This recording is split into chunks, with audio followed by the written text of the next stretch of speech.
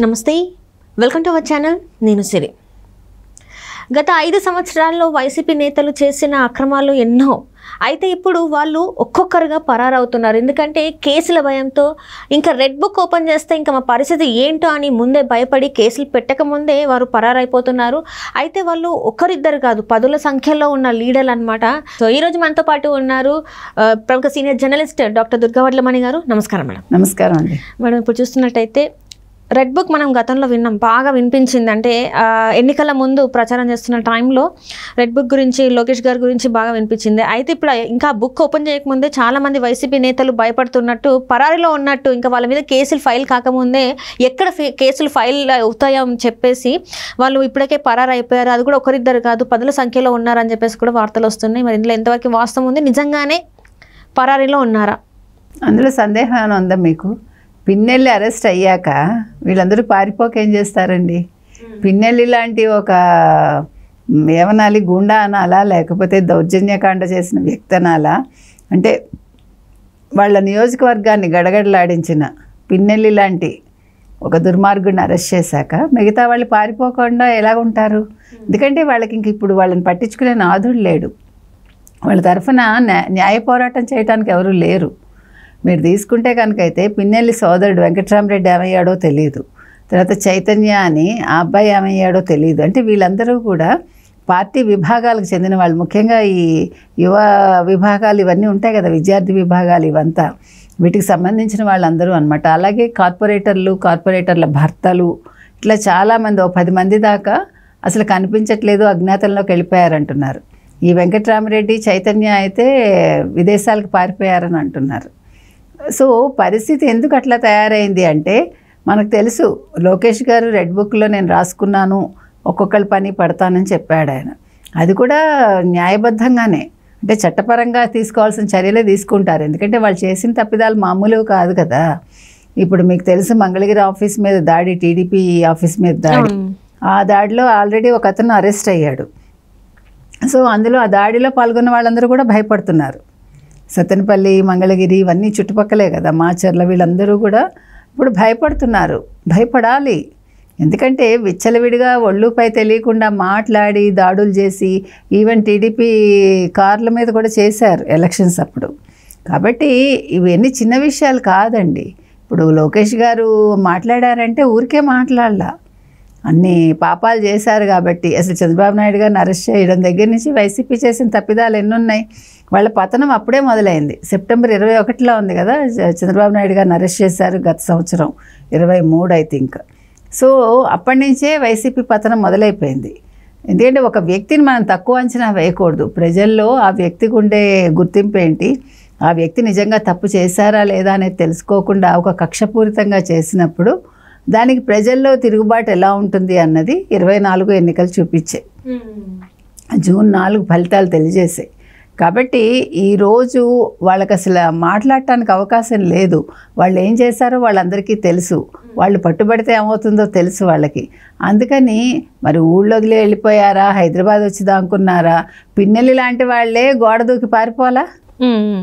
అయితే ఇక్కడ కొంతమంది నేతలు ఏంటంటే వైసీపీలో ఉంటే ఎట్లా అరెస్టుల పర్వం కొనసాగుతుందని చెప్పేసి మళ్ళీ టీడీపీలోకి రావాలని చెప్పేసి కొంతమంది చూస్తున్నట్టు కూడా మరి వార్తలు వస్తాయి. దానికి మరి చంద్రబాబు నాయుడు గారు నో అన్నారు, నో ఎంట్రీ అని అన్నారని కూడా మరి వార్తలు వస్తున్నాయి. ఇది వాస్తవం అంటారు? మరి మీకు ఇతను ఎవరు, పెమ్మసాని దగ్గర కొంతమంది చేరారు కార్యకర్తలను మనం విన్నాం.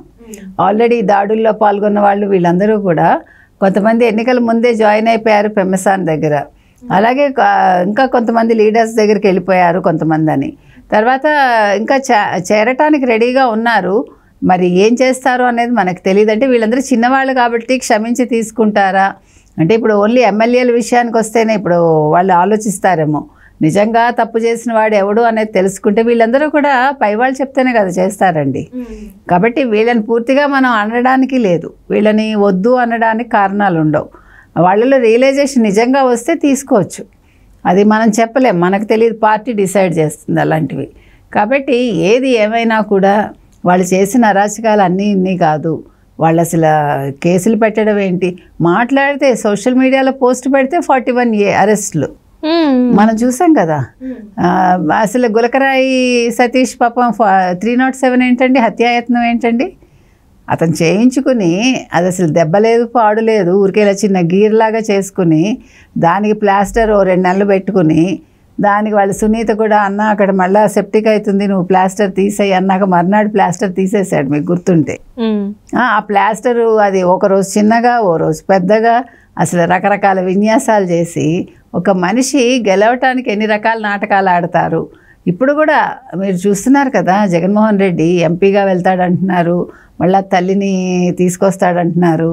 కానీ విజయమ్మ గారు ఆలోచించుకోవాలి, ఎందుకంటే పెద్దవాడు మనం ఏం అనకూడదు. నిజంగా కొడుకు పిలిచిన ఆవిడ ఆలోచించుకోవాలి కదండి. నిన్న ఏం చేశాడు, ఏడుస్తుంటే ఇలా పట్టుకుని వెళ్ళిపోయాడు కదా వదిలేసి.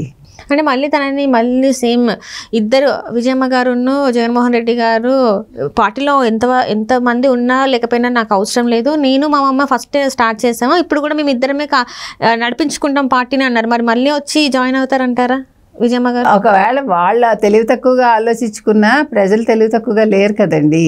అయిపోయింది, ఆ రోజులు అయిపోయాయి. ప్రజలు ఇప్పుడు తెలివిగానే ఉన్నారు. ఒకసారి చేసిన తప్పు మళ్ళీ మళ్ళీ చేయరు కదా బుద్ధున్న జనాలు. తెలియక చేశారు తప్పు, ఇప్పుడు గుర్తించారు తప్పు మనం మళ్ళీ చేయకూడదని, ఇంకా మళ్ళీ ఆ బురదలో కాలు వేయరు వాళ్ళు. కాబట్టి వీళ్ళు ఒకళ్ళున్నా ఇద్దరున్నా ఎందరున్నా వాళ్ళ ఇంటికే వెళ్తారు. ఒకవేళ నెగ్గినా నిన్ననేమని చెప్పారు రేవంత్ రెడ్డి గారు, ఒకవేళ ఎంపీగా నిలిస్తే బై ఎలక్షన్స్ వస్తే కాంగ్రెస్ పోరాడుతుంది, నేనే వెళ్ళి ప్రచారం చేస్తాను అన్నాడు ఆయన. అంటే వాళ్ళు పోగొట్టుకున్న చోట వెతుక్కుంటామని అంటున్నారు. కాబట్టి ఆ కసి ప్రజలకు అర్థమైంది అనుకోండి. ఇప్పుడు రేవంత్ రెడ్డి మీద ఏం వ్యతిరేకత లేదు కదా ప్రజలకి, కాంగ్రెస్ మీద ఉంటుంది కానీ రేవంత్ రెడ్డి మీద ఉండదు. కాబట్టి ఒకవేళ షర్మిలను నిల్చోబెడితే గెలిచినా గెలవచ్చు. అప్పుడు జగన్మోహన్ రెడ్డి ఓడిపోయాడు అనుకోండి, ఇంకా పూర్తిగా పార్టీ ఉండదు, ఇంకా అసలు జగన్మోహన్ రెడ్డి రాజకీయాల్లోకి ఇంకా అవసరం లేదు. ఆయన మళ్ళీ ఇలాగ డొల్ల కంపెనీలు పెట్టుకుని, ఇప్పుడు తండ్రి లేడు, మరి వ్యాపారాలు ఏం చేసుకుంటాడో అప్పుడు చూడాలి. Right madam. అంటే ఇప్పటి వరకు చూసినట్టయితే ఎవరి మీద అయితే కేసులు పెట్టాలనుకుంటున్నారో వాళ్ళు దొరికితే మరి వాళ్ళ మీద ఎలాంటి శిక్షలు ఉండబోతున్నాయి అంటారు? మరి శిక్షలు మనం ఏం చెప్తామండి, వాళ్ళు చట్టపరంగా వాళ్ళు చూసుకుంటారు, న్యాయస్థానాలు ఉన్నాయి కదా. అయినా కూడా వీళ్ళు బయటికి రావటం అయితే కష్టమవుతుంది. ఒకసారి వాళ్ళు అంటే ప్రూవ్ అయితే, ఎందుకంటే ఎవిడెన్స్లు దొరుకుతాయి కదా, ఎవిడెన్స్లు లేకుండా అరెస్ట్ చేయరు. కాబట్టి ఒకసారి అరెస్ట్ అయితే బయటకు రావడం అంత ఈజీ అయితే కాదు. అంటే ఎప్పుడైతే చంద్రబాబు నాయుడు గారు మేము చట్టపరంగానే చర్యలు తీసుకుంటాం అన్న తర్వాతనే సజ్జల గారు బయటకు వచ్చారని ఒక వార్త కూడా హల్చల్ అవుతుంది. అప్పటి వరకు అంటే ఎక్కడో చీకట్లో ఉన్న అతను ఒకటేసారి వెలుగులోకి వచ్చి మళ్ళీ ప్రెస్ మీట్లు పెడుతున్నారు అన్నట్టు కూడా మరి వార్తలు వస్తున్నాయి. ఇది నిజమే అంటారా? అంటే వాళ్ళు ఎక్కడైతే దాడులకి ఇంకా దాడులు ఉండవు చట్టపరమైన అనేసరికి వాళ్ళు ఇంకా కొంచెం భయం వీడి బయటకు వచ్చారని కూడా మరి వార్తలు వస్తున్నాయి. ఉండొచ్చు. ఎందుకు చెప్తున్నామంటే ఆ ధైర్యం వచ్చిందనమాట. ఓకే, మన వెంటనే అరెస్ట్ చేయరు, ఇవన్నీ ప్రూవ్ అవ్వాలి కదా అనుకుంటున్నారు. కానీ ప్రూఫ్స్ తోటే వాళ్ళు చట్టపరంగా శిక్షలు వేస్తారు, లేకపోతే చట్టపరంగా చర్యలు తీసుకుంటారు. Right madam, right. Thank you so much madam.